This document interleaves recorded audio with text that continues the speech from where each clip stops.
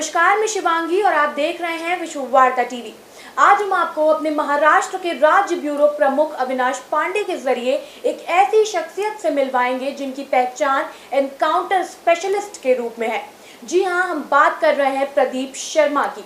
तो आइए देखते हैं अविनाश पांडे और प्रदीप शर्मा की खास बातचीत। वैसे तो आपका सफर बड़ा लंबा रहा है माफियाओं के सफाई में, और चाहे एक अध्यापक से लेके राजनीतिक के कुर्सी पे पहुंचने तक एक आपका एक अलग ही तजुर्बा रहा है। लेकिन चंद सवाल हम पूछेंगे जो कि हमारे दर्शक जानना चाहते हैं। सबसे पहले शुरुआत करते हैं सर कि किस तरह से मुंबई माया नगरी पे अंडरवर्ल्ड का साया था और कहां से शुरुआत हुआ और किस तरह से खात्मा हुआ सर? जैसा कि आप सभी जानते हैं, मुंबई देश की आर्थिक राजधानी है, जिसको फाइनेंशियल कैपिटल बोलते हैं जी। Heart of India ji is Mumbai. तो नेचुरली पैसे का संबंध आता है तो क्राइम से जुड़े जो लोग हैं उनका यहाँ दबदबा था जी 80s में 90s में। तो हमारी बैच 84 में यहाँ आई। जी तो उस समय जैसा कि सभी को मालूम है, दाऊद इब्राहिम, छोटा राजन, अरुण गवली, जी पठान गैंग्स, मनिया सुन पठान गैंग्स, ये सब ऑपरेटिव थे उस समय। जी तो कुछ साल बाद मैं और मेरी बैच के लोगों का ट्रांसफ़र क्राइम ब्रांच हुआ। जी उसके बाद ये सब सिलसिला चालू हुआ। जी ऐसी कंडीशन थी एक समय कि अगर कोई शादी भी करता है तो मैरिज हॉल में जाके उसको गैंगस्टर का नंबर का चिट मिलता था कि इधर फ़ोन करो, नहीं तो इतना पैसा भेजो। कोई अगर अपने घर को, फ्लैट को रिनोवेट कराता है जी उसको धमकी के फ़ोन आते थे। जी अगर कोई नई गाड़ी परचेस किया उसने जी तो उसको फ़ोन आते थे। इतनी बुरी हालत थी। जी। जबकि सर देखा जाए तो मुंबई के बगल समुद्र है और समुद्र से एक बहुत बड़ी तस्करी हुआ करती थी। उस दौरान ही कपड़ों की तस्करी होती थी, इलेक्ट्रॉनिक सामान की तस्करी होती थी, सोने की तस्करी होती थी। उसके बावजूद भी इतने ये माफिया ये छोटे छोटे मामलों में कहां घुस गए, कैसे पहुंच गए छोटे छोटे मैटर्स में? इनकी बड़ी बड़ी गैंग्स थी जी। तो इनके जो छोटे छोटे गुर्गे थे, जी सबको तो तस्करी का पैसा मिलेगा नहीं। जी जी बिल्कुल। सबको एक्सटॉर्शन में जी। माफिया पहले से ही अपना दबदबा बनाने के लिए जी पैसे एक्सटॉर्ट करते हैं। जी तो 82-83 से एक्सटॉर्शन स्टार्ट हुआ था। जी बिल्डिंग्स जो भू माफिया थे जी। इन्होंने इनकी सर्विसेज लेना स्टार्ट कर दिया। जी फिल्म इंडस्ट्री में इनके इंटरेस्ट थे, जी स्मगलिंग में तो थे ही। तो धीरे धीरे सब स्टार्ट हो गया। हमारे दर्शकों को भी पता है कि लोगों में ऐसी चर्चा है कि 120 इनकाउंटर आपने किए हैं, 110 इनकाउंटर किए हैं। आज आपका ही मुंह से सुनना चाहते हैं एग्जैक्टली आपने कितने इनकाउंटर का आंकड़ा पहुंचाया है सर? आंकड़ा में तो मैंने जो फिगर है, आंकड़ा है, उस वो तो मैंने कभी गिना नहीं, लेकिन बहुत से गैंग्स को न्यूट्रलाइज किया है। हजारों गैंगस्टर्स पकड़े हैं मकोका के अंडर, टाड़ा के अंडर। टेररिस्ट हैं, बड़े बड़े इंटरनेशनल ड्रग ट्रैफिकर्स हैं, गैंगस्टर्स हैं, जी किडनैपर्स, अबडक्टर्स, जी डैकोइड्स, सबको न्यूट्रलाइज किया है हमारी टीम ने। जी। देखा जाए तो इनकाउंटर कहीं ना कहीं असंवैधानिक माना जाता है। साथ ही माकोका आपके लिए कितना सुविधाजनक था, और जबकि इनकाउंटर करना एक बहुत संविधान के हिसाब से लीगल नहीं है, तो ये सारी चीजें कैसे हो पाती थी, कैसे मैनेज हो पाती थी सर? नहीं, मैनेज एनकाउंटर्स बेसिकली कोई भी सुपीरियर नहीं बोलता है कि एनकाउंटर करो। जी। सुपीरियर बोलता है कि पुलिस ऑपरेशंस करो। जी। जैसे एमएन सिंह साहब थे हमारे कमिश्नर, जी। वो एनकाउंटर वगैरह नहीं बोलते थे, वो बोलते थे पुलिस ऑपरेशंस करो। पुलिस ऑपरेशन हुआ है, उसमें गैंगस्टर न्यूट्रलाइज हुआ है, जी। कभी पकड़ा गया है, कभी अगर उसने फायरिंग। एनकाउंटर्स या पुलिस ऑपरेशंस ये सब अचानक होते हैं। जी। कोई प्री प्लान नहीं होता है। पकड़ने जाते हैं, सामने वाला इतना डेस्परेट होता है कि अगर पकड़ा गया तो पूरी ज़िंदगी जेल जाएगी, जी। तो खुद को सरेंडर नहीं करता है। अगर फायरिंग करता है तो पुलिस टीम भी जवाबी फायर करती है, उसमें इंजर्ड होता है, हॉस्पिटल भेजते हैं, वहाँ कभी जिंदा रह जाता है, कभी मर जाता है। तो ये अचानक होता है, कोई इसके लिए प्री प्लान्ड ऐसा नहीं है कि मैंने ये किए हैं। तो मीडिया का क्रिएशन है एनकाउंटर वगैरह। हम तो बोलते हैं कि पुलिस ऑपरेशन से हैं, गैंगस्टर न्यूट्रलाइज किया है। न्यूट्रलाइज वो पकड़ने से भी न्यूट्रलाइज ही होता है कि 5-7 साल मकोका टाड़ा के अंदर अगर गिरफ्तार होता है तो न्यूट्रलाइज बोलते हैं उसको। अगर वो फायरिंग करेगा पुलिस पे तो जरूर जवाब उसको फायर ही मिलेगा। हालांकि उस दौरान भी बहुत सारे प्रश्न उठे थे, आज भी प्रश्न उठा कर रहे हैं हम। हर इनकाउंटर की लगभग एक ही रटी रटाई स्क्रीन होती थी कि आरोपी भागा, हमारे ऊपर जवाबी फायरिंग किया और हमने उसको जवाबी कार्रवाई में गोली फायरिंग की और वो मारा गया। नहीं, एक ही स्क्रिप्ट नहीं होती है। अभी कई रूम में हम लोग रूम को चारों तरफ से घेरते हैं, अगर रूम के अंदर से फायरिंग होती है जी, तो हम लोग उसको गुलदस्ता तो भेंट नहीं करेंगे जी, फायरिंग ही करेंगे ना। बिल्कुल बिल्कुल। तो वैसा ही लिखा जाएगा, जैसा हुआ वैसा लिखा जाता है। जी। उसके लिए कोई स्क्रिप्ट बनाते नहीं है। जी। जो इंसिडेंट हुआ, जैसी घटना हुई वो हिसाब से लिखते हैं। अभी दादर में एक पुलिस ऑपरेशन हुआ था, उसमें गाड़ी में लोग बैठे थे, उसमें अंदर से फायरिंग करने लगे, पुलिस ने फायरिंग की तो उसमें 3 मर गए, 2 जिंदा रह गए। ऐसा भी होता है। तो स्क्रिप्ट सेम होती है ऐसा कुछ नहीं है, जैसा भी होता है। अभी पुलिस वहाँ इंक्वायरी उनको पकड़ने गई तभी फायरिंग होगी ना जी। अगर वो लोग भागने की कोशिश करेंगे तो फायर करके ही भागेंगे, बिल्कुल। धक्का मार के तो कोई भागेगा नहीं। बिल्कुल बिल्कुल बिल्कुल। क्योंकि सामने वाला 1 या 2-4 रहते हैं, पुलिस वाले 10-20 रहते हैं, बिल्कुल। तो पुलिस को डरा के भागने की कोशिश करते हैं। तो स्क्रिप्ट सेम होने का वो रीज़न है। दौर ऐसा भी आया कि माफिया डरने लगे जब दाऊद और अन्य जैसे गौली जैसे लोगों को इनकाउंटर करने का प्लान चलने लगा।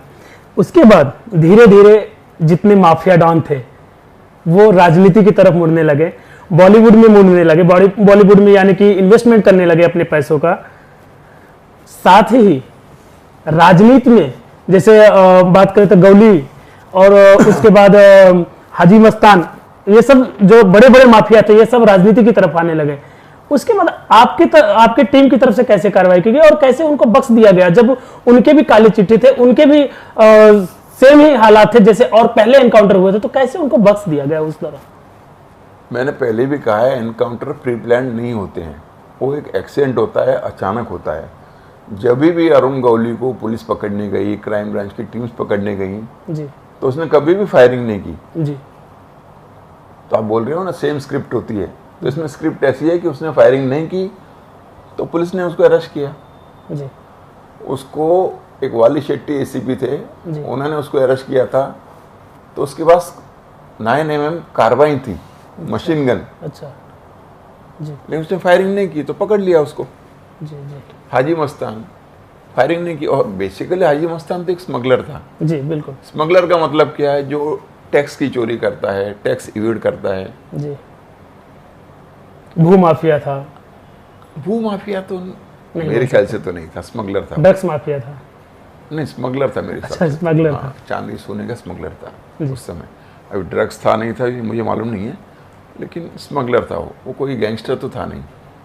गैंगस्टर है दाऊद इब्राहिम, राजन, गौली, ये लोग गैंगस्टर थे। कहा जाता है कि आपकी जोड़ी और दया नायक जो बाद में रिक्रूटमेंट हुआ था, आप दोनों जन की जोड़ी बहुत ही स्ट्रांगली काम कर रही थी, जमीनी स्तर पर काम कर रही थी। ऐसा क्या हुआ कि दोनों जन में बहुत ही खिंचातानी हो गई, यहाँ तक कि कह सकते कि एक दुश्मनी सी पैदा हो गई? ऐसा क्या? नहीं, ऐसा तो कुछ भी नहीं, ये सारा का सारा मीडिया का क्रिएशन है। आज भी दया के फोन मुझे आते रहते हैं, ऐसा कुछ भी नहीं है। मीडिया क्रिएशन है, जैसे मीडिया ने एनकाउंटर स्पेशलिस्ट बनाए वैसे एक स्टोरी ये भी प्लान कर दी। अभी मैं और नायक एक साथ हमेशा जिंदगी भर तो काम नहीं कर सकते जी, रैंक्स का सवाल होता है। मैं सीनियर था, वो जूनियर था, जी, तो मेरी जहाँ ट्रांसफ़र है उसकी वहाँ ट्रांसफ़र हो, वो मेरे हाथ में तो है नहीं। बिल्कुल, तो वो सब तो मीडिया ने लिख दिया कि इनमें लिफ्ट हो गई, ऐसा कुछ भी नहीं है। जी, आज भी हम लोग मिलते हैं, मेरे घर आता है वो, कुछ प्रॉब्लम हो उसको तो मुझे बताता है, ऐसा कुछ भी नहीं। दौर ऐसा आया, लखन भैया का मामला बहुत गर्म आया और उसमें आपको कहीं ना कहीं आपके ऊपर भी FIR हुआ और आपको अंदर भी जाए, हालांकि आप बाइज्जत बरी भी हुए। हाँ से ऐसे हो गए, एक एनकाउंटर स्पेशलिस्ट का इस तरह से फंस जाना अपने में एक सवाल खड़ा लखन करता है। भैया एनकाउंटर में मुझे फंसाया गया। जी 2006 की बात है, नवंबर 2006 में एक पुलिस टीम गई थी जी उसको पकड़ने, तो उसने फायरिंग की तो पुलिस ने जवाबी कार्रवाई की। जी तो वो लोग एक्चुअली जब पुलिस पकड़ने जाती है और ये ऐसा इंसिडेंट हो जाता है जी। तो पुलिस जाके जी लोकल पुलिस स्टेशन में FIR रजिस्टर करती है जी गैंगस्टर के खिलाफ। ओके तो जो FIR रजिस्टर किया तो बाकी जो टीम मेंबर्स हैं जी सबके स्टेटमेंट्स होते हैं। जी तो जब 2006 की बात है, जी जी जी बिल्कुल 6 में ये इंसिडेंट हुआ जी नवंबर में, जी तो जो टीम थी जी उसका हिस्सा मैं था ही नहीं। ओके मतलब मैं वो टीम का हिस्सा ही नहीं था, न FIR में मेरा नाम है न कुछ। कुछ पुलिस ऑफिसर्स हैं, मैं उनका भी नाम नहीं लेना चाहूँगा, जी ज़बरदस्ती मुझे फंसा दिया था। जी तो कोर्ट के सामने आ गया कि ना 2010 में केस रजिस्टर हुआ उसमें और 2006 की बात है।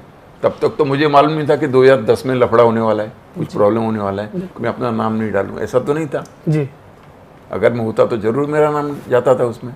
जी तो ये बेसिस पे मुझे छोड़ा, ओके। मतलब मैं उसमें इन्वॉल्व था ही नहीं ऑपरेशन में। मुंबई के भाई यानी माफियाओं का खात्मा करने वाली पुलिस, ऐसा क्या हुआ कि मुंबई पुलिस को ही भाई लोग कहने लगे और यानी कि उनकी छवि जो बन गई माफिया टाइप की बन गई पब्लिक सहित माफिया के बीच में? क्यों भाई भाई के शब्द से नवाजा जाने लगा मुंबई पुलिस को? नहीं, ऐसा तो नहीं है कभी भाई। ऐसा हुआ है? नहीं, आप जब माफिया का सफाया हुआ तो कहा जाता था कि मुंबई में सबसे बड़ा भाई आज के दौर में खाली पुलिस है। नहीं, पुलिस तो हमेशा ही भाई रहता है। गैंगस्टर के ऊपर पुलिस रजिस्टर्ड गुंडा है। जी माफिया पे कंट्रोल लाने के लिए पुलिस जी, को जी उनसे दादागिरी करनी पड़ती है। जी उनको बिरयानी खिला के बुके देके तो कंट्रोल में आएंगे नहीं। बिल्कुल तो पुलिस उनका ही भाई है, दादा है उनसे भी बड़ा। बिल्कुल ये तो अभी भी है। बिल्कुल पुलिस भाई नहीं है। अच्छे लोगों के लिए पुलिस बहुत अच्छी है। अगर कोई गुंडा है, माफिया है, पब्लिक को प्रतिनिधित्व करता है तो जरूर पुलिस उसके लिए भाई है। यानी संस्कृत में एक श्लोक है, सठे साठ्यम समाचरित, यस, जैसे को तैसा। करेक्ट। तो मुंबई पुलिस की वही छवि है। यस यस, वही छवि है और वैसी ही रहनी चाहिए। जी। और मुंबई के यूपी पुलिस की भी वही चाहिए छवि है। जी। यूपी STF देखो कितना अच्छा काम करती जी, है। यूपी पुलिस में भी आएंगे हम, आपसे उस पर काफी सारी बातें पूछनी है और हमसे जानेंगे। कहीं ना कहीं पुलिस जिस तरह से बॉलीवुड से कनेक्शन देखे जा रहे थे, पुलिस का बॉलीवुड से बहुत ही गहरा नाता है। पुलिस का ऐसा कहा जाता है और बार बार मीडिया में भी आए हैं ऐसे सवाल कि बॉलीवुड में पुलिस वाले अपना पैसा लगा रहे हैं। एक सवाल ये कि बॉलीवुड में जो छवि पुलिस वालों की दिखाई जाती है उससे आप कितना सहमत हैं? और बहुत सारे मूवी भी बने हुए हैं पूरे एनकाउंटर के ऊपर। बॉलीवुड में पुलिस को हमेशा विलन दिखाया जाता है जी, क्योंकि उनको पैसे कमाने हैं। जी जो असली हीरो है उसको विलन दिखाते हैं जी। और जो विलन है उसको हीरो दिखा देते हैं। गैंगस्टर को ग्लैमराइज करते हैं फिल्म में, बिल्कुल बिल्कुल और जो पुलिस है उसको डिमोरलाइज करते हैं। बिल्कुल तो गलत है, मैं इससे बिल्कुल सहमत नहीं हूँ। एक्चुअली आजकल पुलिस इतनी शार्प है, इतनी होशियार है, इतनी टेक्नो सेवी है जी, कि अगर गैंगस्टर सोचता भी है ना कि मैं इसको मारूं, इससे बिल्कुल पैसा एक्सटॉर्ट करूं, बिल्कुल तो पुलिस को मालूम पड़ जाता है। जी, इतनी एडवांस है पुलिस। नहीं तो फिल्म में दिखाते हैं कि इंसिडेंट हो गया उसके बाद पुलिस गई है। बिल्कुल अब तो पुलिस पहले ही पहुंच जाती है, भाई तू संभाल, जी, तेरे ऊपर ऐसा ऐसा कुछ बिल्कुल। लोग तेरे बारे में सोच रहे हैं, बिल्कुल पहले ही अलर्ट कर देती है। बिल्कुल तो मैं बिल्कुल सहमत नहीं हूँ पुलिस को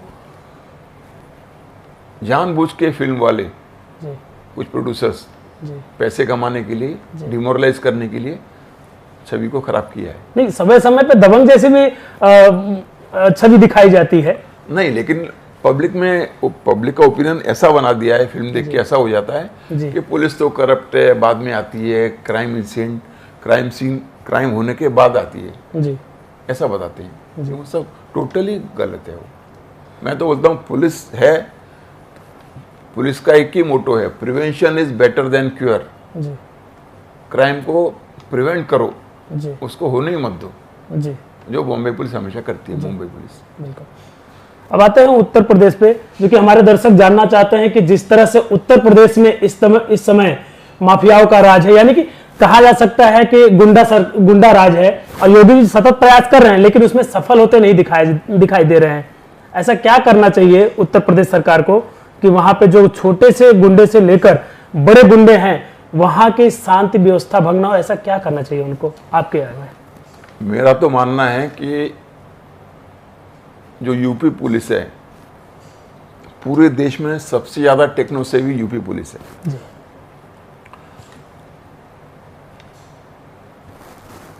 इलाहाबाद में एक ब्लास्ट हुआ था, जी हनुमान मंदिर में, संकट मोचन जी, बिल्कुल। मंदिर में एक ब्लास्ट हाँ, हुआ था। हाँ। 1-2 लोग मर गए थे शायद उसमें, जी कुछ लोग इंजर्ड थे। जी जी तो बिल्कुल। कुछ 8-10 साल हो गए इस बात को, जी ज़्यादा हो गए। करीबन तकरीबन। तो वहाँ मैं यूपी एसटीएफ की बात कर रहा हूँ, ओके वहाँ पीके मिश्रा और अरविंद चतुर्वेदी, जी जिनके साथ मैंने बहुत से ऑपरेशंस जॉइंटली किए हैं मुंबई में, जी तो उन्होंने 48 घंटे में जी जिन्होंने ये किया था, जी ब्लास्ट किए थे, उनके नंबर्स ढूंढ के निकाले और बाद में उनको पकड़ लिया 48 घंटे में। जी न किसी को मालूम था कौन इन्वॉल्व है, न किसी ने क्लेम किया था। जी तो ये है यूपी पुलिस, मतलब कितनी अच्छी पुलिस है। बिल्कुल। पीके मिश्रा, प्रमोद कुमार मिश्रा, जो अब रिटायर हो गए एसीपी बोल के, जी एक लैपटॉप लेके बैठे जी और इतना वो ऑफिसर टेक्नो सेवी है कि उसने जो नंबर्स वो टेररिस्ट इस्तेमाल कर रहे थे जी वो 48 आवर्स में ढूंढ के निकाले थे। जी तो आप कैसे बोलोगे यूपी में पुलिस की छवि खराब है? पुलिस की छवि बहुत अच्छी है यूपी में। जो बहुत पहले क्राइम था, अब वो क्राइम कहाँ है? जी जो गैंगवार टाइप क्राइम था, जी ऑर्गेनाइज क्राइम था, जी। वो नहीं है अभी यूपी में।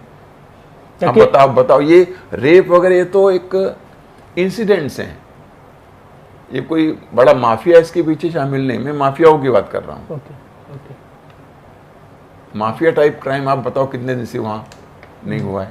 नहीं तो पहले की बात अलग थी, बाद में यूपी पुलिस ने पूरा उसको कंट्रोल किया है। मतलब आप मानते हैं कि योगी सरकार क्राइम पे Definitely. कंट्रोल कर पा रही है? डेफिनेटली कंट्रोल कर पा रही। नहीं तो आप सोचो पहले कितनी वारदातें होती थी, एमएलएज मरते थे, एमपीज मरते थे, मिनिस्टर्स मरते थे। अब क्या है आप बताओ? फिर ऐसे में ये समझ में नहीं आता कि शिवसेना के सुप्रीम उद्धव ठाकरे साहब लगातार योगी सरकार पे आरोप प्रत्यारोप क्यों लगाते रहते हैं जब वहां की पुलिस काफी सकुशल है? मैं ये बात एज ए पुलिस ऑफिसर बता रहा हूँ। जी जी एक फिल्म थी अब तक 56, जी उसमें नाना पाटेकर का कहना है, once a police officer always a police officer.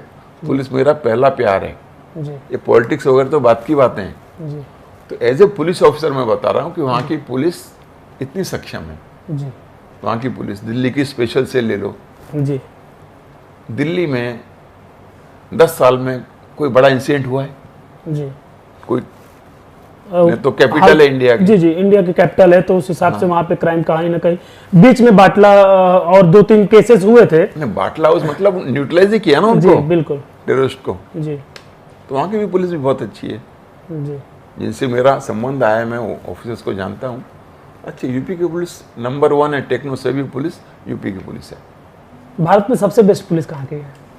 Bharat में अभी देखो मुंबई है, यूपी है, तेलंगाना, ओके वहाँ की पुलिस बहुत अच्छी है। दिल्ली स्पेशल सेल अच्छे लोग, इनसे मेरे संबंध आए इसलिए मुझे मालूम है। और भी अच्छे होंगे लेकिन मेरे इनसे जी कभी संबंध नहीं है। जी पुलिस अब थोड़ा सा बैक साइड में फिर बात करते हैं कि जब माफियाओं का राज था, एक दौर ऐसा भी आया कि पुलिस पे लगातार आरोप प्रत्यारोप लगने लगे कि माफियाओं की मुखबिरी करते हैं पुलिस। ये बात कहाँ तक जाहिर है सर, सच है? पुलिस को माफियाओं की मुखबिरी करने की क्या जरूरत है? पैसों के लिए सर, कोई जरूरत बार बार ये बात आई है मीडिया में। नहीं। मीडिया क्रिएशंस हैं, मीडिया को अपनी स्टोरी बेचनी होती है। जी तो सबसे ज़्यादा रास्ते पे न्यूज़ में कौन रहता है? पुलिस ऑफिसर रहता है। जी। तो उसको वैसा बना दो। सब मीडिया क्रिएशन से, नथिंग लाइक दैट। कोई भी पुलिस ऑफिसर माफिया को हेल्प नहीं करता है। अब कुछ इंसिडेंट होते हैं कि कांटा कांटे से ही निकालते हैं, जी बिल्कुल। लोहा लोहे को ही काटता है। तो उनके कुछ लोग एज ए इंफॉर्मेशन इस्तेमाल हो सकते हैं, जी पुलिस इस्तेमाल करती है उनको, लेकिन मुखबिरी नहीं बोलेंगे। जी बिल्कुल। देखा जाए तो कहीं ना कहीं अब तक दौर ऐसा था कि मुंबई पुलिस राजनीति के साए में काम किया करती थी, लेकिन जग जाहिर नहीं होता था। लेकिन दौर ऐसा अब आया है, जो करंट पिछले 3-4 महीने के सिचुएशन हम देखें, जिस तरह से पत्रकारों के ऊपर एक चैनल, 2 चैनल, कुछ चैनल्स की बात कर रहा हूं, जिसको उद्धव ठाकरे साहब लगातार टारगेट करके बयानबाजी कर रहे हैं, और वहीं मुंबई पुलिस उनके ऊपर FIR भी कर रही है। तो ये सारा प्रकरण से आप कितना सहमत है कि मुंबई पुलिस की कार्यप्रणाली सही है या नहीं? मुंबई पुलिस को मैंने 36 साल दिए मेरे से। करंट सिचुएशन से नहीं, सुनो मेरी जी। बात। मुंबई पुलिस को मैंने 36 साल दिए अपनी जी, जिंदगी के। जी 18 घंटे 24 घंटे में से काम किया है मैंने। जी कभी कभी 4 दिन घर पे नहीं गया हूँ। जी मुंबई पुलिस इतनी सक्षम है। जी तो अभी जो फिलहाल मैटर है उसके बारे में मुझे ज़्यादा मालूमात नहीं है, जी। क्योंकि मैं पुलिस में नहीं हूँ। जी लेकिन मुंबई पुलिस जो कर रही है वो सच कर रही है, जी। इतना मैं जानता हूँ। परमवीर सिंह साहब, उनकी इंटीग्रिटी, इम्पेक्केबल इंटीग्रिटी है। जी गौली गैंग को, शकील गैंग को ख़त्म करने में उस आदमी का जो योगदान है सिटी में, जी उसके बारे में कोई नहीं बात कर रहा है।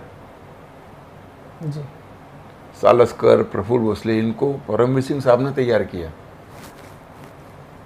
आपने नाम तो सुने होंगे। बिल्कुल बिल्कुल सर। तो ये ऐसा ऑफिसर है, जी एकदम स्ट्रेट फॉरवर्ड ऑफिसर है, किसी को डरता नहीं, भले हो कोई भी हो। फिलहाल क्या है इसके बारे में मैं कुछ कमेंट नहीं करूंगा, लेकिन एक नंबर का ऑफिसर है। इतना निडर, बहादुर, सपोर्टिव ऑफिसर नहीं है मुंबई पुलिस में दूसरा। कहीं ना कहीं देखा जाता है, जनता का यह ओपिनियन है, खाकी पे खादी हावी है। आप इस बात से कितना सहमत है सर? खाकी खाकी है, अपना काम करती है। लीडर्स आज हैं कल नहीं है, खाकी हमेशा वही रहती है। कुछ ऑफिसर्स का ऐसा भी कहना है कि हमारे संविधान के 3 स्तंभ, कार्य, विधायिका, न्यायपालिका, कार्यपालिका, तो विधायिका और न्यायपालिका की वजह से कहीं ना कहीं कार्यपालिका जिसके अंतर्गत पुलिस आती है, उस पर लगातार दबाव बन ही जाता है, ना चाहते हुए भी। ये बात कहां तक सही है? मेरा तो नहीं मानना। संवैधानिक स्तर पे नहीं, पुलिस का काम करती है।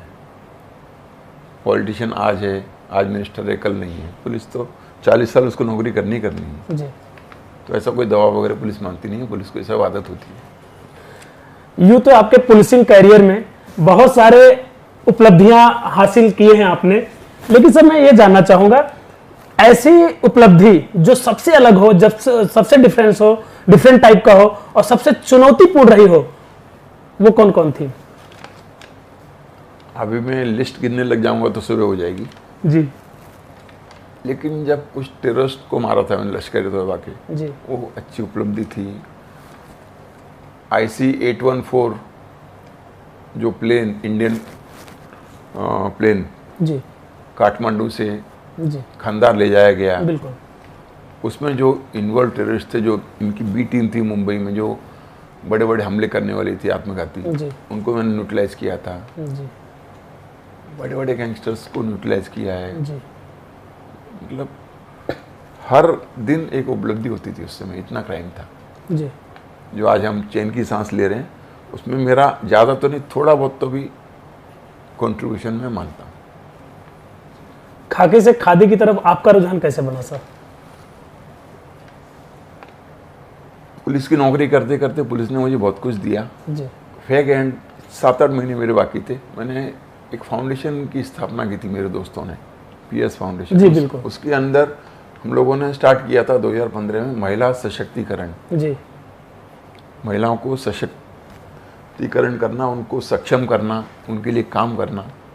तो मुझे ये शुरुआत हुई थी, उसके 2 साल बाद 17 में करीब 18 में, 2 साल पहले जी 12,000 महिलाओं ने राखी बांधी थी। जी तब से मेरा इंटरेस्ट इसमें ज़्यादा बढ़ने लगा जी। और मैं समय से पहले ही रिजिग्नेशन दे दिया था जी बिल्कुल मेरी जॉब का। जी और इलेक्शन, सेना से मेरे बहुत अच्छे ताल्लुकात हैं, उद्धव सर से, जी फैमिली से मेरे अच्छे संबंध हैं। जी बाला साहब थे तब मुझे हमेशा बुलाते थे, पूछते थे जी कोई बड़ा ऑपरेशन हुआ तो पूछते थे ये ऑपरेशन कैसे हुआ, जी तुझे कैसा लगा, ये मतलब जी बिल्कुल आत्मीयता से पूछते थे। जी मेरा इनकी तरफ बिल्कुल रुझान था तो मैंने एक पार्टी ज्वाइन की। ज्वाइन पार्टी ज्वाइन ही नहीं की बल्कि इलेक्शन नाला भी सुपान लड़ा। से इलेक्शन भी आप विधानसभा का लड़े, लेकिन और 1 लाख से ज़्यादा वोट लोगों ने मुझे दी। जी अपने में एक बहुत बड़ी बात है कि पहली बार आप लड़े और वहां से 1 लाख से अधिक वोट पाए, लेकिन कमी कहाँ हो गई सर? कमी मेरे पास समय नहीं था, मुझे जल्दी रिलीव नहीं किया गया। 15 दिन ही मिले मुझे प्रचार के लिए, अगर ज़्यादा मिलते थे जी तो और ही कोई स्टोरी होती थी। प्रचार में कमी रह गई, जमीनी स्तर टटोलने में कहीं ना कहीं कमी रह गई। नहीं, टाइम नहीं मिला मुझे। जी मतलब वो 5.5 लाख की कॉन्स्टिट्यूंसी थी, वो जो नॉर्मली होती है 2.5 लाख की, जी 2.5 से 3.25 लाख की, वो डबल कॉन्स्टिट्यूंसी थी। जी और नया था उधर में, तो ज़्यादा लोगों को जानता भी नहीं था। लोग मुझे जानते थे लेकिन मैं उन तक पहुंच नहीं पाया। उस दौरान सर, इलेक्शन के दौरान ही कुछ आपके कमेंट्स आए थे जो मीडिया में बहुत दौड़े हुए थे कि जिस तरह से वहाँ पे ठाकुर लावी यानी हितेन ठाकुर की पूरी टीम हावी है, यानी कि वहाँ पे उनका ही दबदबा माना जाता है, वर्चस्व माना जाता है। ऐसे में आपका एक कमेंट आया था, मैं आपके मुंह से सुनना चाहूँगा वो कमेंट। नहीं, मुझे तो याद नहीं है कमेंट, लेकिन मैं ये बोलूँगा कि वहाँ की जो जनता है जी उनको ये ठाकुर फैमिली का श्राप लगा हुआ है, जी कर्स है ये लोग वहाँ की जनता के लिए। जी क्योंकि न कुछ आप जाके देखो, वहाँ बुरी हालत है, बिल्कुल बिल्कुल डेवलपमेंट नहीं है। बिल्कुल खाली ठाकुर फैमिली का डेवलपमेंट जी हुआ है, जी न किसी को ये लोग कुछ समझते हैं न कुछ। 90s से उनकी सत्ता चली आ रही है। नाला सुपारा विधानसभा से आप इलेक्शन लड़े थे और वहाँ पे एक बहुत बड़ी लॉबी, यानी कि उसको छोटा उत्तर प्रदेश कहा जाता है, जहाँ पे उत्तर भारतीय रहते हैं। और संयोग बस आप भी उत्तर प्रदेश से बिलोंग करते हैं, जन्म उत्तर प्रदेश से, हमारा भी जन्म उत्तर प्रदेश से है। अब इलेक्शन तो बीत गया, आने वाला 3 साल तो करीब अभी देखना ही, किस तरह से अब जनता के बीच आप पहुंच रहे हैं? अब ये कोविड पैंडेमिक में जी अलग अलग रूप से हम लोग जनता के बीच में पहुंच रहे हैं। जो भी उनके प्रॉब्लम्स हैं, जो और नदी दोनों के लिए जी जो हेल्प हो सकती है, जो सोसाइटी ने हमको जो दिया है उसको रिपे करने की कोशिश कर रहा हूँ। जी मेरी ऐसी कोई एम्बिशन नहीं है कि मैं ये बनूँ और वो बनूँ। जी एक ऐसा कुछ पावर चाहिए कि जिसके थ्रू लोगों का भला हो सके। बिल्कुल तो जो सोसाइटी ने मुझे दिया है वो रिपे करने की कोशिश कर रहा हूँ, जी। बस इतने ही। एक बेहतर पुलिस ऑफिसर से अब आपकी छवि एक बेहतर राजनीति की तरफ आ चुकी है, यानी पहुंच चुकी है। तो अब जाहिर सी बात है कि आपसे राजनीतिक सवाल करना भी जायज है। जिस तरह से महाराष्ट्र में देखा जा रहा है, 3 पहिए की सरकार बताई जा रही है, राष्ट्रवादी कांग्रेस और शिवसेना की सरकार 3 पहिए की सरकार है।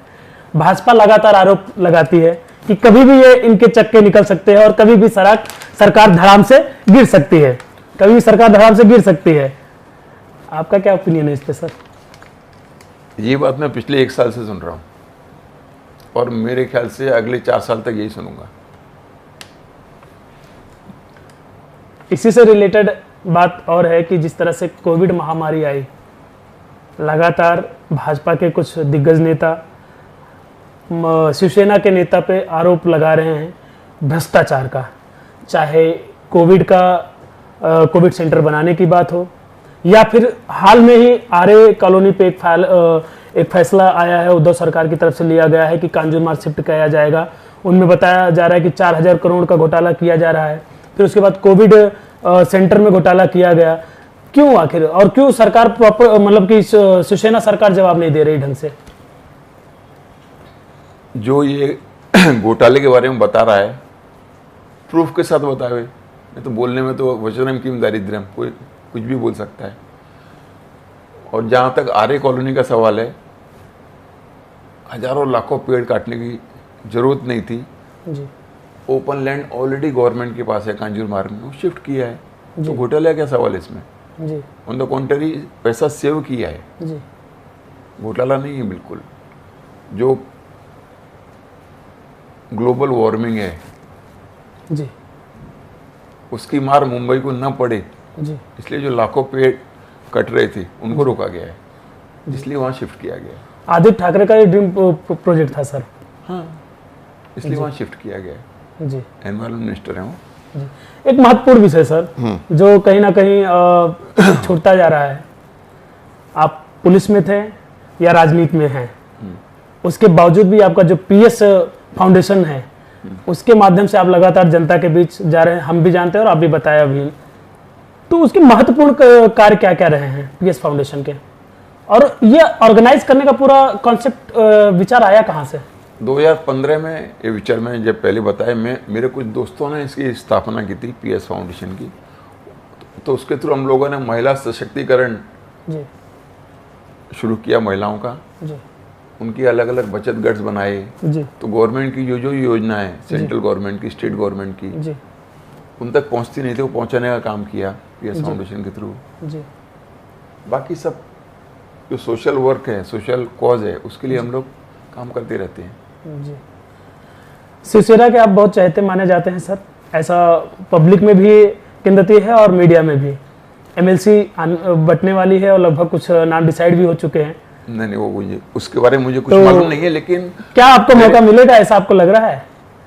नहीं वो तो हमारे उद्धव साहब भी डिसाइड करेंगे, लेकिन मेरा ऐसा कोई एक्सपेक्टेशन नहीं है। जी काम करते रहता हूँ जी और फैमिली से मेरे बरसों पुराने ताल्लुकात हैं। जी सर, पुरानी यादों पे एक बार ताजा करेंगे फिर से। कितने इनकाउंटर किए आपने सर, क्या आंकड़ा है आपका? आंकड़ा हम जानना चाहते हैं सर, पूरी जनता जानना चाहती है, क्योंकि नहीं। मीडिया और हर जगह जहां जहां जो भी अलग अलग आंकड़े दिए होते हैं, कहीं 150, कहीं 120, कहीं 130, निश्चित आंकड़ा किसी को नहीं पता है। आज तक मैंने कभी नहीं बताया क्या है, मैंने खुद ने गिना नहीं। ऑपरेशंस किए हैं बस, इतना ही मुझे मालूम है। काउंटिंग में हमारा इंटरेस्ट नहीं है, वो मीडिया क्रिएशन है टोटली। मुंबई को भय मुक्त, क्राइम मुक्त हम लोगों ने करने की कोशिश की है, उसमें मेरा भी थोड़ा कंट्रीब्यूशन है, बस इतना ही कहूँगा। टोटल कितने हुए रहेंगे इनकाउंटर आज तक? मैं वो हिसाब से हम लोग कभी गए नहीं। कुछ तो आंकड़ा सर आपके माइंड में आ रहा होगा, 500 क्रॉस कर गया कि नहीं? नहीं वो कुछ वो नहीं है, वो सब मीडिया क्रिएशन है, हम लोगों ने कभी उस पर ध्यान ही नहीं दिया। मैं क्या, कोई भी ऑफिसर ध्यान नहीं देता है। हम लोग स्पेशली पुलिस ऑपरेशन बोलते हैं, उसमें 1 मरा 4 मरे वो अलग बात, या पकड़े गए। आपके छवि के ऊपर पहले भी मूवी आ चुकी है, कुछ मूवी, अब तो आप राजनीति में आ गए हैं, तो क्या मान के चले फिर कोई मूवी आएगी जल्द अब राजनीति के दृष्टिकोण से? No idea. अभी तो राजनीति क्षेत्र में मैं आया हूं, तो अभी तो केजी में ही हूँ और आगे बढ़ना है मुझे। जी, भविष्य में क्या प्लान है आगे? भविष्य में लोगों से जुड़े रहना, यही प्लान है मेरा। जी, जो हेल्प हो सके उतनी करूँ। जी धन्यवाद सर। तो ये था हमारे साथ सुपर कॉप के सुपर पुलिस ऑफिसर, जो कि मीडिया के हिसाब से, सर अपने मुंह से तो नहीं खुल रहे हैं, मीडिया के हिसाब से 150 से भी ज्यादा इनकाउंटर कर चुके हैं पूरे मुंबई शहर में, और आपने उनकी बातचीत को सुना। आप हमारे साथ ऐसे ही जुड़े रहिए, और सबसे पहले आपसे एक विनती है कि विश्ववार्ता के डिजिटल प्लेटफॉर्म को लाइक करिए, शेयर करिए, और अपने अगर आपके कुछ सवाल हैं तो उसे जरूर कमेंट में लिखिए, और हम जल्द ही आपको अगले ऐसे ही शख्सियत से मिलाएंगे। तब तक के लिए हमें इजाजत दीजिए, नमस्कार। फिलहाल के लिए इतना ही। ऐसे ही और एक्सक्लूसिव इंटरव्यूज के साथ हम फिर से होंगे हाजिर। तब तक के लिए देखते रहिए विश्व वार्ता टीवी।